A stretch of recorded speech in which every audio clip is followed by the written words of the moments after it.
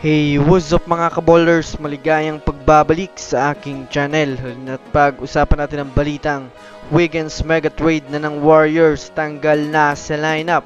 At ang balitang wala na daw makakatalo pa na bansa sa Team USA. Tara at pag-usapan natin yan dito sa Basketball Hot Shots.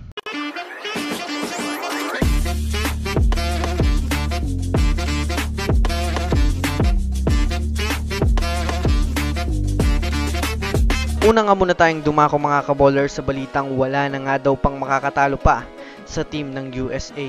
Well, malamang sa malamang alam naman nga po ng lahat ang naging panalo ng USA kanina kontra sa team ng Germany.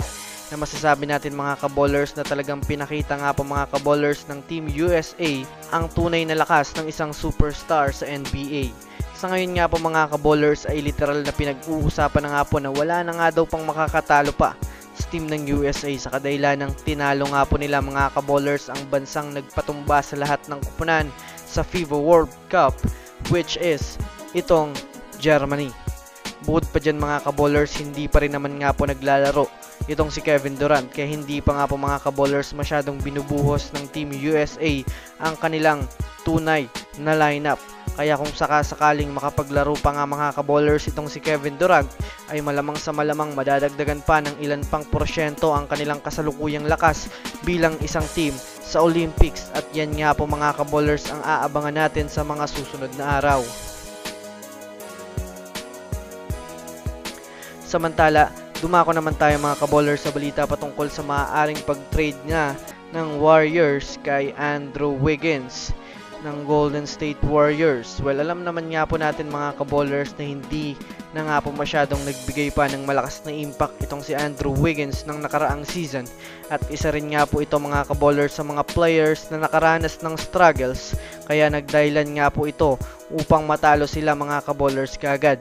Kaya naman nga po mga kaballers sa plano ni Mike Dunleavy Jr. na magkaroon ng panibagong superstar ay dito na nga po mga kaballers mas naging delikado si Wiggins dahil na rin naman nga po mga kaballers siya nga po ang pinang-o-offer ng Warriors sa mga teams ngayon upang makakuha ng panibagong player na maaaring ipasok sa kanilang team para sa susunod na season.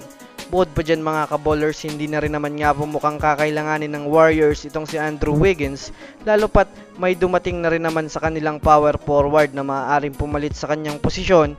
Ito nga po mga kaballers ay si Kyle Anderson, kaya talagang masasabi natin natanggal na nga po ito sa lineup mga kaballers kung sakasakaling may pumayag ng mga teams sa offer ng Warriors.